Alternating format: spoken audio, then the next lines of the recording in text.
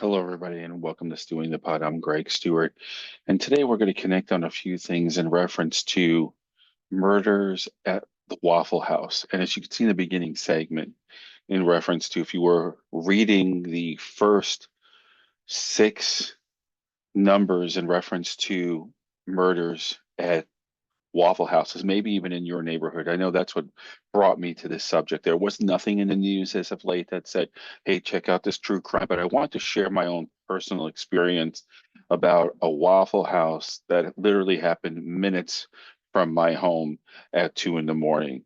And it's just wild when I see it. I'm no longer living in that area of Davie, Florida, which is in the South Florida area. I'm actually living in Port Orange, Florida. And how ironic that there's a Waffle House near me where I'm living now, and across the street there's a Walgreens. And if you were to look up or Google online a recent shooting slash killing at a Port Orange, Florida Walgreens, which is almost literally minutes down the road, not even from the Waffle House. Not that there's a contrast there, but just, and that actually happened in the daytime, but just my whole point is what gets people to do these things. Now, in this individual's case at the Walgreens, totally different subject. But in this case at the Walgreens, this particular person, they said later on, I don't know the stories. There's many stories when you live in a neighborhood of what people say. And they said, well, the person was schizophrenic. They wasn't getting their medicine because something didn't go through with insurance. Well, you would think, and I think if anything had to come about that, that perhaps if they know that they have a person who may be aggressive during getting their medicine in the past or has a chart that comes up. I know myself, I've been in the medical field for a very long time, and over 20 years. And we always had red flags that would come up if someone came in. Now, the work I did was mostly at that time physical therapy for orthopedics and things of that nature. But we would get red flags. We would say, okay, be careful. This person, has scoliosis, kyphosis, lordosis, or they could have scabies or some sort of skin rash. So we would have red flags in reference to how to treat or not treat that person. I'm wondering in reference to when a chart comes up and this person is on this, or if you're a pharmacist, you may even, well, you should know the medicine. You could tell if this person is on medicine to help with schizophrenia. And I've worked as a life coach with people that have been documented as functional schizophrenia in reference to certain habits. And I haven't worked on many, but the few I have been very, at least for what they told me, very pleased with me. But this subject in particular is what happens when familiarity turns fatal. So here's in my neighborhood, I'm familiar. I pass the Waffle House all the time. Why do things turn out the way they do? And you could see that list from someone just saying, we're closed, or, I was in the bathroom and now, that's why I couldn't open the door. I'm the only one here, things of that nature. And I remember years ago when I was going to work at a place back in the day, which is like a 7-Eleven called Cumberland Farms. And I was going to do the graveyard shift. And someone actually talked me out of it. They said, look, you don't want to work there. They go, haven't you noticed it's a like 7-Eleven, it's got the convenience store, it has the gas station. And this is before they have the glass and you just push the tray out and you get their, debit card, whatever, like credit card, swipe it for them, or they hit a code or this, that, or what. You actually came into the store, bought your stuff, bought your gas, and were on your way. So now things have changed tremendously, but when I heard how many times this place was hit or robbed, at least 2 to 3 times a month. Now, people at that time at that place wasn't killed, but nonetheless, it was enough to bring a red flag. And I said, you know what? Whatever it is, an hourly rate, it's not worth it. I'm living at home with my folks. I'm not going to put that pressure on me. I was one of the few fortunate ones. Now, there's other people that you'll hear in this story that wasn't so fortunate. This is how they made a living. And they didn't realize working in a restaurant, I would be risking my life, so to speak. So I want to introduce basically what happens when you think you could trust someone. and then there's some sort of trauma, and then psychological violence that transpires. But before we do that, before we connect on that, your first question is, do you believe people are more likely to let their guard down around familiar faces, even in risky environments? And we're going to get to what that means in a moment. So your choices are going to be yes, as you can see, no, or depends on the situation. So I'm going to post it up here, and then we're going to get into the story.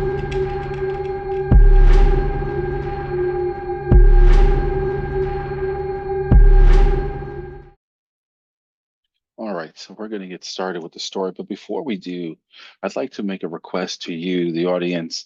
Uh, would you mind sharing, liking, subscribing, like, subscribe, share? It really helps this podcast grow.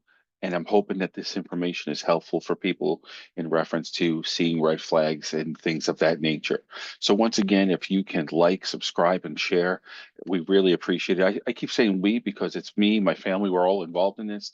So, anything you can do to like, subscribe, and share really makes our heart just grow 10 times the size, because we really feel we're doing a great thing to help the people and make people aware of the true crimes from a psychological twist as well. So, without further ado, I want to tell you a little bit about the people who were in the restaurant, the Waffle House, that evening in Davie, Florida, between the hours of 2 and 4 a.m. Okay, so besides the killers, the two men, Jimmy E. Mickel and Gerhard, also known as Chip Hogan, and they would come into this restaurant and they would greet the employees, Christina De La Rosa and Willie Absolute. And I hope I'm pronouncing both of these folks correctly. And so I want you to picture this. I want you to put yourself as a jury, but be really in their shoes. So if you were to like connect and imagine you're behind a camera, you're doing your thing. It's midweek. It's in a desolate, if you were to be in Davie, Florida, it is a suburb outside of Fort Lauderdale and Miami. It's kind of smack almost in the middle. You have Davie, Florida here. Then you have a little town called Pembroke Pines, which has now grown bigger. But at that time, it was very desolate out there. You had a Publix over to the back. You had the Waffle House here. Everything is closed. Little mom and pop places, and it's just all woodsy, except if you look at the Waffle House, which is on Griffin Road in Davie. It's like I'm right back there again. So you have there, and then you have Highway 75. So Highway 75, if you're familiar in the Florida area, it branches out to a lot of areas, and it's at that time in the morning, it's a quick getaway. And these two people, Jimmy E. Mickel and Gerhard, also known as Chip Johan, excuse me, I thought it was Hogan, Johan.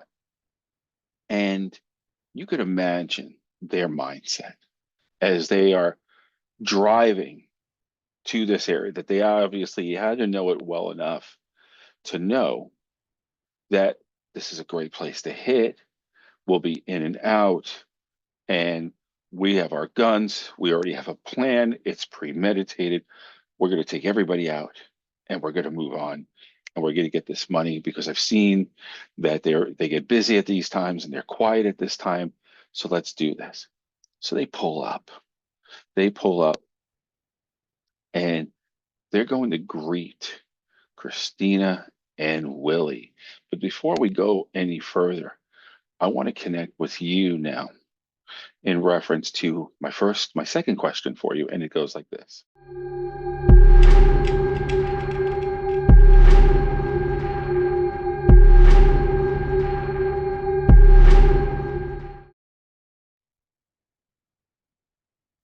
Okay, so now again, you're in the Waffle House. Let's imagine that you're invisible, but you just happen to be at the crime scene. As you are sitting there listening to the employees, there's Christina, there's Willie, and there's one that we didn't talk about yet till just now, Barbara Nunn. She also worked there. So you have two waitresses on, and then you have the cook by the name of Willie. And then walks in Jimmy and Gerhard, also known as Chip. We'll call them Chip. Now, they look over, they see them come in. And at this point, it's about 2, 3 in the morning. Well, it's not like, oh, have a seat. They recognized one of the men. They actually recognized Gerhard, Chip, Johan. And they said, well, ho, what are you doing here at this hour? You usually work the breakfast hours. You're not on for, actually, you're probably even off today. So they were not strangers. They had dined there before because he works there. And so they fixed him some breakfast. They gave him some breakfast, and Jimmy leaves the Waffle House to go out to his car. Okay, so you're picturing this. At this point, Johann Chip, as we said, we'll call him, he has a gun hidden under his shirt.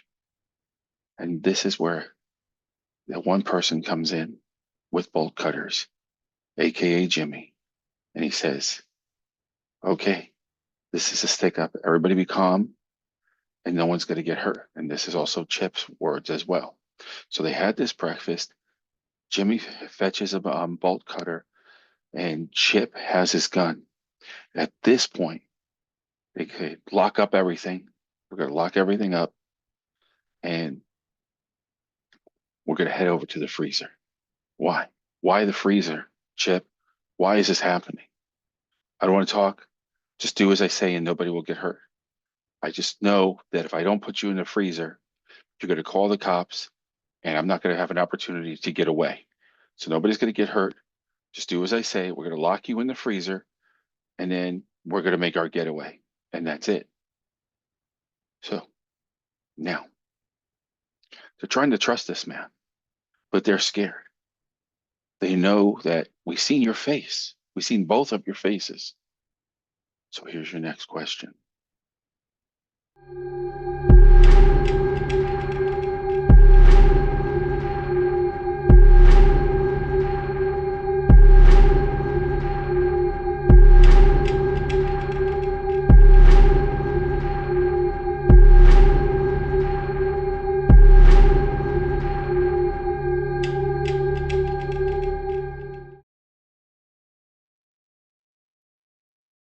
So at this point, the doors are locked up front. They're pushing them towards the freezer. Everyone's thinking the worst as far as the staff that is on schedule that evening, except for their so-called friend. And they're pleading, we know you. Please don't let this happen. Please. And they said, enough, get in the freezer. They have guns on them. Now, this is a scary moment. You've seen the questions prior. What would you do? Would you turn around and fight for your life? Would you hope that this person, you know them, has a heart? Now, I can tell you, not in that town where I lived, but I worked over in the city of Fort Lauderdale, and I can tell you a whole different situation. But I had training, and I have training, and that helped me in reference to self-defense. Now, I didn't have someone that had a weapon, and it was a 2-on-1. I don't know how my reaction would have been, but I could tell you at one time over on what's called 441 or State Road 7 in Fort Lauderdale, between the road of Sunrise Boulevard and Oakland Park Boulevard. And there's a lot of crime that happens over there. And I was aware of that. And I was usually pretty good in reference to being on my P's and Q's, if you will. So one day I was driving in with my car, and I've always done martial arts. So I always would keep something in the car. And I don't recommend this. This is just my story that reflects and triggers or targets me back to an experience that is not similar, but still was enough to get my heart racing, basically. And normally I'll park at the pump, which is probably wrong, and I'll run into the convenience store and grab something. That day I wanted a Gatorade. I remember very clearly. And I said, you know what? Do the right thing. Park in an actual designated spot and go get your drink that way. So I park in the spot. I'm in scrubs. I'm in my car. Perhaps the person was thinking I was a doctor or something. I don't know what they were really thinking, but I opened my door and I'm getting out of the car and the door is open. Now I'm stuck between the frame of my vehicle and my door is wide open. And so this man approaches me and he's about a good arm length away from me at this point. And he says, with a knife out now. Now, again, he's a good arm length away. So I'm aware and I'm looking at that knife at all times. And he says, I want your wallet. Now, I wasn't lying when I told him. I said, look, I was just getting out of the car. I didn't really have an opportunity to grab my wallet yet. And I said, I was just getting up and I realized I left it and it's right there in the seat. I'll be more than glad to give it to you. Would you give me this opportunity to reach and grab my wallet? And he said, yeah, go ahead. Now, in the middle console, we didn't see. Again, I've done martial arts. I don't recommend this, but I knew I had the distance and I had a pair of nunchucks there. And I pulled them, and as soon as I could grab them and turn around, I didn't think. I reacted. I reacted, smacked him in the nose. The knife went down, and I was able to disarm this person because they were clearly hurt because it was a shot right in the nose. And I remember him emphasizing, I think you broke my nose. And so then the people, it was a Texaco. I'll never forget that. It was a Texaco, and they came out and they said, what happened? We said, we seen through the window, and the authorities came. Now, I don't recommend that. I also don't know in your city or state if that would be considered an illegal weapon. I was fortunate that day that that was considered not the weapon that I should have, but I did. And because I was a martial art instructor, I was able to have it and say I was utilizing it for training at the class at the school. But I don't recommend that. But that was my instinct with training one on one. So getting back to the story. Now, they're going in the freezer. They feel the worst is going to happen. It does. Barbara, just a little background on Barbara in reference to her story. Barbara moved from a town over in Iowa. Barbara was not one to mess with. She was a pretty tough cookie at 37 years of age. She moved to Florida in 2000, in the middle of 2001. She did have a troubled past from 1983. She had a conviction for stabbing her boyfriend, followed by parole in 1991 and later a theft conviction. So Barbara had a past that she basically knew how to be tough, knew how to defend herself. And here she is in this situation where she's being pushed into a freezer. She watches this person or persons shoot her colleagues and they're murdered on the spot. Now it's her turn.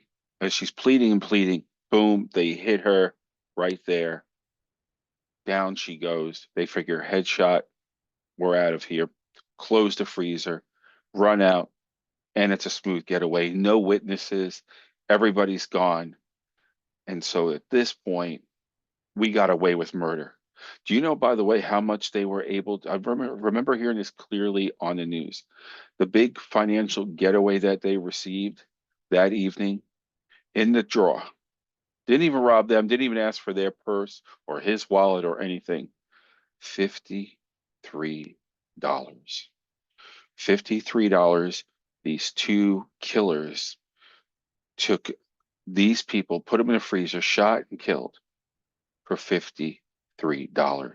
Now, as we go forward to this situation on what transpires next, Barbara is bleeding. She crawls out. She hears them running out from the shot here. So it wasn't like the other two who I believe had a shot to the head. They shot, figured, seen blood. She's down. Out we go. She managed to crawl 100 yards, and I know exactly where this is, being from that area, from where the Waffle House was, and to the front to this gas station. And she instructed the attendant to call 911. She reported, I've been shot in the head, and I can identify the assailants. and they came in and she told them and they airlifted her to the hospital. And at this point, she was in critical condition. So now, in reference to knowing that she can emphasize who these persons were, and that's exactly what she did. And this was the most pivotal thing because justice was confirmed and served because she was able to identify the people who shot her colleagues as well as her. And to this day, I believe that they are basically on death row. In fact, they are. They received 2 death sentences and 5 life terms. Now, recently, not recently, we are here in 2025, but in 2003, we're talking these things were 2002. They did try to say, can we do life? But they said, no, we're not going to honor that. And therefore, they are doing death sentences in reference to these crimes. And thank goodness for the strength and basically the energy and the power. I don't even have the words, but she was able to get justice and crawl out of the restaurant to the gas station to get the attendant to call. And the saddest part of this is that everything is sad. There's nothing that's not sad, but it gets a little worse. The one girl that Barbara worked with, as well as the other person, the man, God rest their souls, was one who I think was in his 30s and she was 18. I think she was a newfound mother, just gave birth from what I recollect from that story. So sad things, justice was basically served, but unfortunately it paid a valuable price. So final question in reference to this case, in reference to this horrible true crime, and here we go. From this point here, let me know what you feel. Okay, so the final question, and I'm also going to post it up there, but I'm going to verbalize it to you. Barbara survived a gunshot to the head and crawled to safety to identify her attackers. What do you think gives someone that kind of strength to survive the unthinkable? Is it one, a will to live? Two, love for your family? Three, pure instinct? Or four, something deeper that we just can't explain? I think it's all of those, to be quite honest. I think that when you're pushed to the brink, that there's something within you that will fight to the end, no matter what. Now, they didn't get to turn around in the freezer. It was tight quarters. You knew something was going to happen. You were hoping it wasn't. And that was too quick to react to attack for their circumstances. But Barbara did have the will to live when she realized she was alive in comparison to her colleagues. But that's your question this evening. And it's going to be posted up here as I'm speaking to you, but also as I'm speaking to you again. I hope you like being my armchair helper in reference to life coaching and taking this from a psychological profile as well. Once again, join us for more episodes in reference to Stewing the Pot. And remember, it's you that keeps us going. So please, once again, like, share, and subscribe. If you're new, please like and subscribe and share. If you're one of my subscribers now, continue to like. It really helps the progression of this podcast. But until next time, I hope you enjoyed the true crime podcast of Stewing the Pot, and I look forward to seeing you for future Stewing the Pot episodes. Until then, have a great day or evening wherever you may be.